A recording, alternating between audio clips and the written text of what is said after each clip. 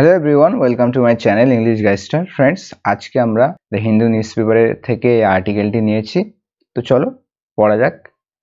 টাইটেলটা আছে বা হেডলাইনটা আছে কোস্ট অ্যান্ড বেনিফিট।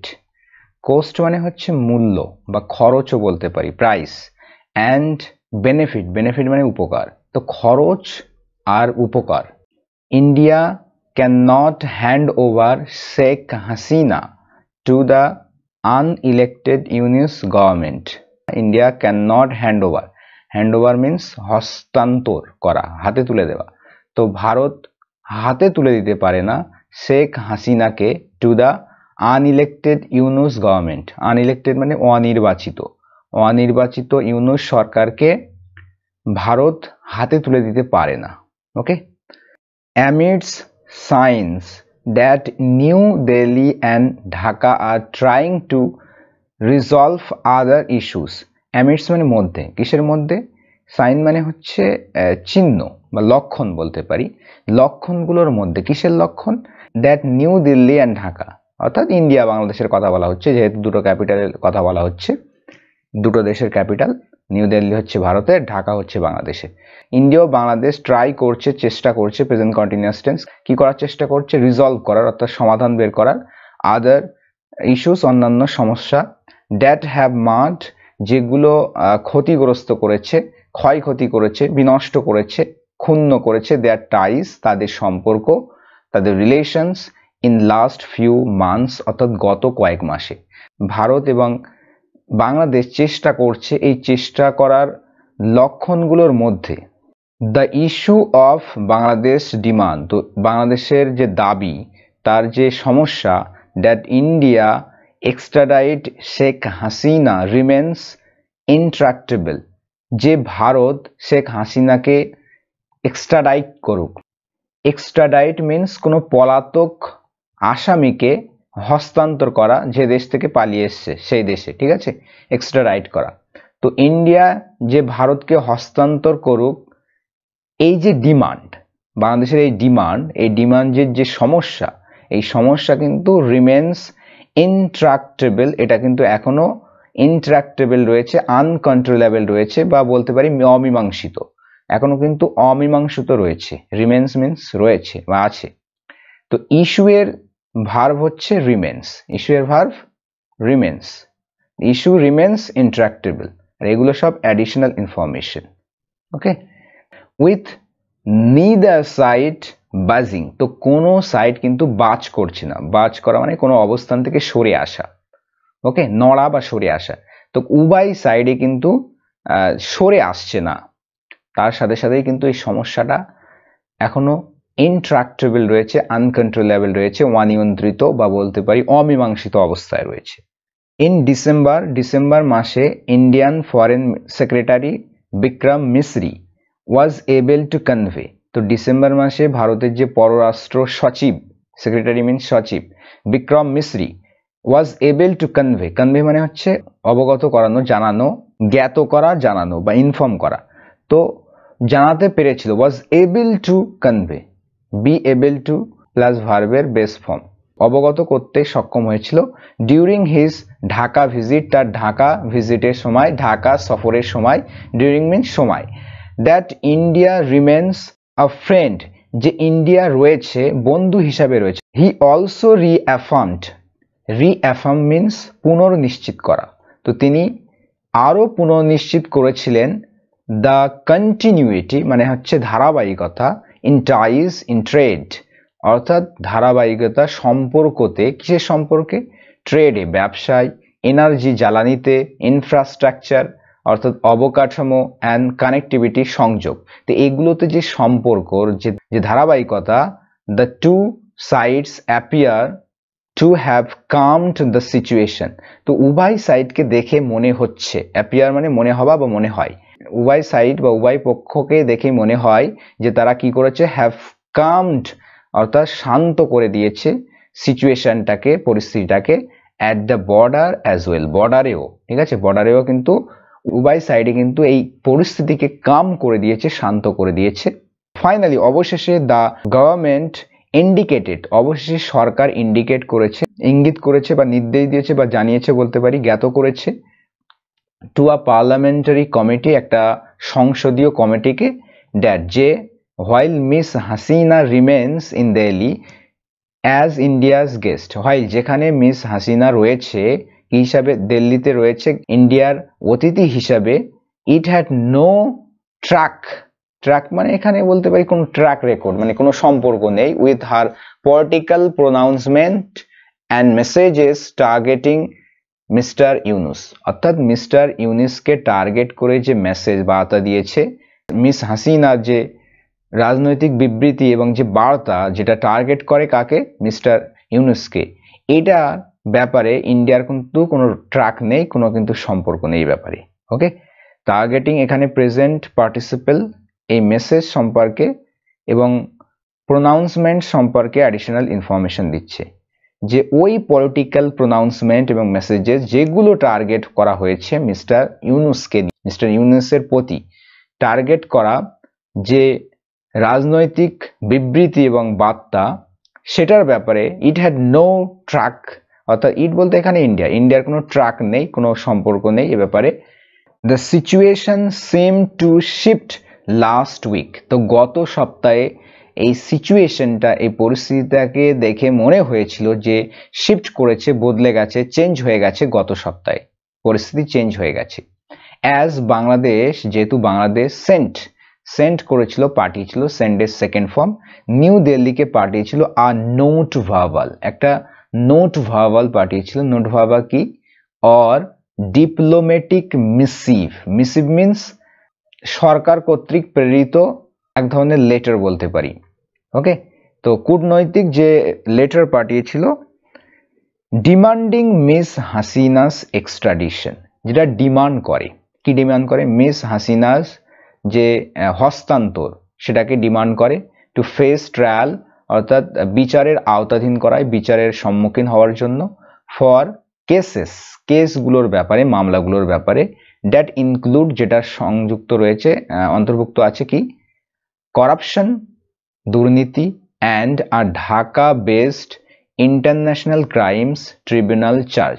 তো এই চার্জটা রয়েছে ঢাকা বেস, যে ঢাকায় হয়েছিল সেটার যে ক্রাইম চার্জ রয়েছে, দ্যাট শি হ্যাড পারপেট্রেটেড, কোনো কুকর্ম সম্পাদন করা, কন্ডাক্ট করা, ওকে, কমিট করা, তো যেটা তিনি করেছিলেন, যে ক্রাইমস এগেনস্ট হিউম্যানিটি, অর্থাৎ মানবতার বিরুদ্ধে ক্রাইম, মানবতার বিরুদ্ধে অপরাধ, in ordering a police crackdown মানে হচ্ছে দমন পীড়ন, তো পুলিশের দমন পীড়ন অর্ডার করাতে, অন স্টুডেন্ট প্রোটেস্টার, অর্থাৎ ছাত্র আন্দোলনকারীদের উপরে, ছাত্র আন্দোলনকারী যারা ছিল তাদের উপরে যে পুলিশের দমন পীড়নের আদেশ দিয়েছিল, নির্দেশ দিয়েছিল, এটা করায় তিনি কিন্তু ক্রাইমস এগেনস্ট হিউম্যানিটি করেছিলেন, এই যে সম্পাদন করেছিলেন তার বিরুদ্ধে কিন্তু এই চার্জটা লাগানো হয়, চার্জটা আরোপ করা হয়, Dhaka based international crimes tribunal charge, এবং করাপশন, এটা কিন্তু সংযুক্ত রয়েছে তার বিরুদ্ধে যে সমস্ত মামলা রয়েছে তার মধ্যে।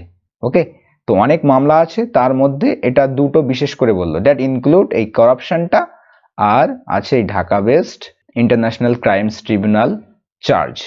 ওকে, the India Bangladesh extradition treaty of 2013 amended in 2016, তো ইন্ডিয়া বাংলাদেশের যে প্রত্যার্পণ করার যে ট্রিটি, প্রত্যার্পণ বুঝতে পারছো, কোনো আসামিকে, পলাতক কোনো আসামি অন্য দেশে গেলে, তো যে দেশ থেকে পালিয়েছে সেই দেশের সরকার যদি দাবি করে যে তার প্রত্যার্পণ বা হস্তান্তর করার ব্যাপারে, তো এটা হচ্ছে এক্সট্রাডিশন। তো বাংলাদেশ আর ইন্ডিয়ার মধ্যে এরকম একটা ট্রিটি রয়েছে, এক্সট্রাডিশন ট্রিটি 2013 সালের। তো এই যে ট্রিটি বা চুক্তি, যেটা আবার 2016 সালে অ্যামেন্ড হয়েছিল, সংশোধিত 2016 সালে, সেটস আউট বলতে এখানে নির্ধারণ করে, কি নির্ধারণ করে এই ট্রিটিটা, দ্য কোর্স অফ প্রসিজার, মানে কিভাবে হবে পদ্ধতিগুলো, প্রসিজারটা কোয়াইট ক্লিয়ারলি, বেশ স্পষ্ট হবে, সম্পূর্ণ পুরোপুরি স্পষ্ট হবে, এটা কিন্তু নির্ধারণ করে, হুইচ নিডস টু বি পারসুড, যেটা কিন্তু পারসু করা বা অনুসরণ করার প্রয়োজন, নিডস টু বি পারসুড, এটার প্যাসিভ ভয়েস ইউজ করা হয়েছে, যেটা পারসু করা, অনুসরণ করা প্রয়োজন, through a more formal representation from Bangladesh, আরও আনুষ্ঠানিক উপস্থাপনার মধ্য দিয়ে বাংলাদেশ থেকে বা বাংলাদেশের আরও আনুষ্ঠানিক উপস্থাপনার মধ্য দিয়ে কিন্তু এটা পার্সু করা বা অনুসরণ করা উচিত বা অনুসরণ করা প্রয়োজন। টু ইন্ডিয়া অর্থাৎ ইন্ডিয়ার প্রতি, অর্থাৎ বাংলাদেশ থেকে ইন্ডিয়ার প্রতি। The note verbal appears to be meant, তো নোট ভার্বালকে দেখে মনে হয়, অ্যাপিয়ার হয় বা সিম হয় কেমন, যে এটা বোঝাতে চায় বা এটার উদ্দেশ্য কি সেটা বোঝাচ্ছে, যে অনলি টু অ্যাসুয়েজ, যে এটা কেবলমাত্র প্যাসিফাই করে, উপশম প্রদান করে ডোমেস্টিক পলিটিক্যাল কনস্টিটিউয়েন্সিস, বা এখানে বলতে পারি গ্রুপ, বিভিন্ন কনস্টিটিউয়েন্সিস, তো রাজনৈতিক বিভিন্ন গ্রুপ, যে অভ্যন্তরীণ রাজনৈতিক বিভিন্ন গ্রুপকে কেবলমাত্র অ্যাসুয়েজ বা উপশম বা শান্ত করার জন্যই কিন্তু এটা দেখে মনে হয় যে এই নোট ভার্বাল উদ্দেশ্যটা কি, এটাই। While India's external affairs ministries response, যেখানে ইন্ডিয়ার যে পররাষ্ট্র মন্ত্রণালয়ের যে প্রতিক্রিয়া, নট রিজেক্টিং ইট আউটরাইট, অর্থাৎ এটাকে সরাসরি রিজেক্ট না করে, আউটরাইট বলতে এখানে ডাইরেক্টলি রিজেক্ট বা প্রত্যার্পণ না করে, সিমস, তো এটা মনে হয় to be a non escalatory way, non escalatory মানে উত্তেজনা যাতে না বাড়ে, ঠিক আছে, এসকেলেটরি যেটা উত্তেজনা বৃদ্ধি পায় এরকম, আর নন এসকেলেটরি উত্তেজনা যাতে বৃদ্ধি না হয় এরকম একটা পন্থা কিন্তু এটা মনে হয়, ঠিক আছে, যে ডাইরেক্ট রিজেক্ট না করা, of dealing with the situation, এই সিচুয়েশনের সমাধানের ব্যাপারে, ডিল করার ব্যাপারে। Okay, while the legalities of the request, তো এই রিকোয়েস্টের যে বৈধতা, ক্যান বি দ্য সাবজেক্ট, এটা কিন্তু বিষয় হতে পারে কিসের, অফ প্রোট্রাক্টেড নেগোসিয়েশন। প্রোট্রাক্টেড মিনস হচ্ছে যেটা lasting for a long time, যেটা দীর্ঘায়িত বলতে পারি, দীর্ঘায়িত নেগোসিয়েশন বা আলোচনার বিষয় হতে পারে। এই রিকোয়েস্টের বৈধতা যেখানে এটা হতে পারে, সেখানে it is important to ensure, এটা নিশ্চিত করা গুরুত্বপূর্ণ, ঠিক আছে, এনশিওর মিনস নিশ্চিত করা, দ্যাট দ্য ইস্যু, যে এই সমস্যাটা, does not hold India Bangladesh relations hostess, যেন এই ইন্ডিয়া বাংলাদেশের যে সম্পর্ক এটা যেন জিম্মি না করে, যে এতে যেন ইন্ডিয়া বাংলাদেশের সমস্যার উপর কোনো যেন প্রভাব না পড়ে, এটাই বলতে চাইছি, এটা নিশ্চিত করা গুরুত্বপূর্ণ। The Yunus government must understand, তো এই ইউনুস সরকারকে অবশ্যই বুঝতে হবে, মাস্ট আন্ডারস্ট্যান্ড করতে হবে, that the history of India's relationship with miss Hasina, যে ইতিহাস ভারতের সম্পর্কে কার সাথে, মিস হাসিনার সাথে এবং তার পরিবারের সাথে, হার ফ্যামিলি, মিস হাসিনা এবং তার পরিবারের সাথে যে ইন্ডিয়ার সম্পর্কের ইতিহাস, ইজ ফোর্সড, তো এটা গড়ে উঠেছে, ফোর্জ মিনস এখানে গড়ে ওঠা বলতে পারি, এর ফরমেশন হয়েছে, গড়ে উঠেছে, ফোর্জ হয়েছে, ইন দ্য স্যাক্রিফাইসেস, অর্থাৎ ত্যাগের মাধ্যমে, আত্মস্বীকারের মাধ্যমে, মেড ইন বোথ কান্ট্রিজ, যেটা যে আত্মস্বীকার হয়েছে, ত্যাগ স্বীকার হয়েছে উভয় কান্ট্রিজে, for the liberation of Bangladesh, বাংলাদেশের মুক্তির জন্য, বাংলাদেশের স্বাধীনতার জন্য।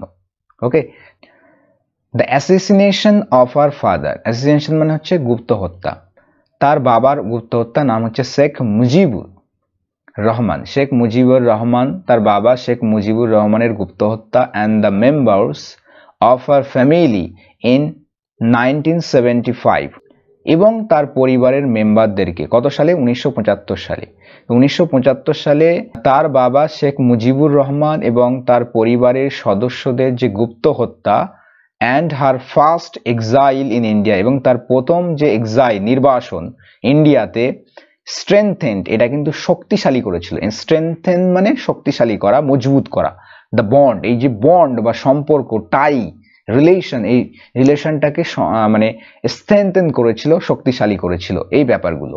It is futile two expect, futile মানে এখানে বলতে পারি দুর্বল বা অনর্থকও বলা যেতে পারে, নিরর্থক, তো এটা এক্সপেক্ট করা, এটা প্রত্যাশা করা নিরর্থক, that India would simply hand Miss Hasina over, যে ইন্ডিয়া কেবল সিম্পলি মিস হাসিনাকে হ্যান্ড ওভার করে দেবে, এটা কিন্তু অনর্থক প্রত্যাশা। হোয়েন শি হ্যাজ শট, যেখানে সে চেয়েছে, সিকের থার্ড ফর্ম হচ্ছে শট, যেখানে সে চেয়েছে, রেফিউজি হিয়ার, যেখানে সে এখানে আশ্রয় চেয়েছে, and no amount of cohesive pressure, cohesive মানে হচ্ছে বাধ্যকতামূলক বা বলতে পারি বাধ্যকারী যে চাপ, কোন রকমের বাধ্যকারী চাপ, কুড ফোর্স মানে ফোর্স করতে পারে না, এখানে নো অ্যামাউন্ট আছে, নেগেটিভ অর্থ দিচ্ছে যে কোন রকমের কিন্তু বাধ্যকারী চাপ জোর করতে পারে না, an Indian government to comply, Bharat সরকারকে বাধ্য করতে, কোন রকমের চাপ কিন্তু বাধ্য করতে পারে না।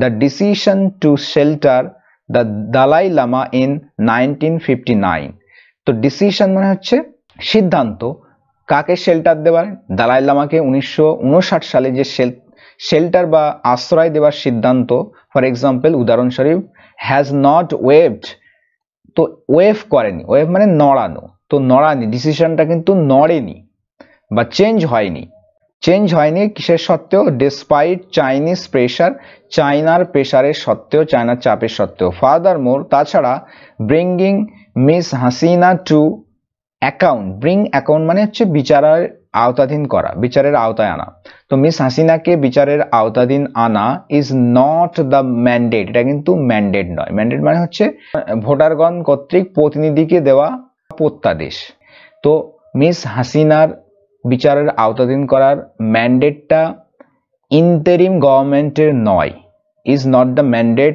অফ দ্য ইন্টারিম রেজিম, তো ইন্টারিম সরকারের নয়, অ্যান্ড শুড বি পারসুড, মানে হচ্ছে অনুসরণ করা, এটা অনুসরণ করা উচিত বাই আ গভর্নমেন্ট, একটা সরকারের দ্বারা, duly elected by the Bangladeshi people, যেটা বাংলাদেশের লোকদের দ্বারা নির্বাচিত, অর্থাৎ বাংলাদেশের লোকদের দ্বারা নির্বাচিত একটা সরকারের দ্বারাই কিন্তু এটা পারসু করা উচিত। ইন দিল্লিতে there must be a recognition মানে হচ্ছে স্বীকৃতি, তো একটা স্বীকৃতি অবশ্যই থাকতে হবে বা থাকা উচিত, that the actions of miss Hasina's government, action মানে কার্যকলাপ, তো মিস হাসিনা সরকারের যে কার্যকলাপ, হ্যাভ স্কার মিন্স ক্ষত বিক্ষত করা, তো হ্যাভ স্কার দ্য নেশন, যে দেশটাকে ক্ষত বিক্ষত করেছে, এই হাসিনা সরকারের যে অ্যাকশন, সেটার দিল্লিতে একটা রিকগনিশন থাকতে হবে অবশ্যই।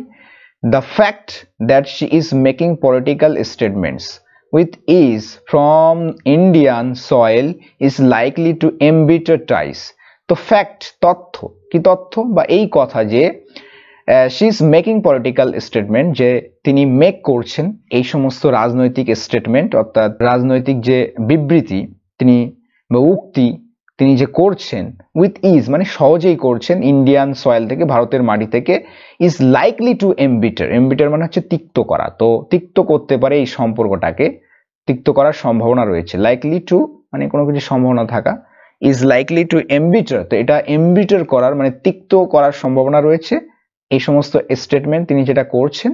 ওকে, দ্য ফ্যাক্ট, তো এই ফ্যাক্টের জন্য ভার্ব এসছে ইজ, তো তিনি যে এই স্টেটমেন্টগুলো করছেন ভারতের মাটি থেকে সহজে, এই যে তথ্যটা, এই যে কথাটা, এটা কিন্তু is likely to embitter. This is the subject and this is the verb. And New Delhi must conduct a full cost benefit analysis of how helpful these statements are.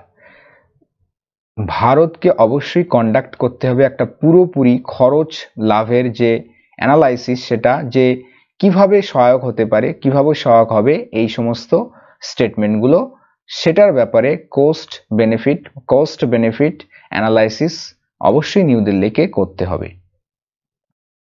Given the consequences মানে হচ্ছে পরিণাম, of a tense border, tense means উত্তেজনাপূর্ণ সীমান্তের পরিস্থিতির দিকে নজর দিয়ে বা এদিকের বিবেচনায়, গিভেন অর্থ দেয় বিবেচনায় বা এদিকের লক্ষ্য রেখে, অ্যান্ড জিওপলিটিক্যাল টার্ময়েল মানে হচ্ছে ভৌগোলিক যে ডিসঅর্ডার বা বলতে পারি ট্রাবল, সমস্যা, আনরেস্ট অস্থিরতা বলতে পারি, ভূ রাজনৈতিক অস্থিরতা, উত্তেজনাপূর্ণ বর্ডার, উত্তেজনাপূর্ণ সীমান্ত এবং ভূ রাজনৈতিক অস্থিরতার পরিণামের দিকে নজর দিয়ে বা এদিকের বিবেচনায় বোথ কান্ট্রিজ মাস্ট লার্ন, উভয় দেশকে অবশ্যই শিখতে হবে, জানতে হবে, to deal with the issue diplomatically. তো এই ইস্যুটাকে ডিল করতে, এই সমস্যার সমাধান করতে কূটনৈতিকভাবে in a separate silo from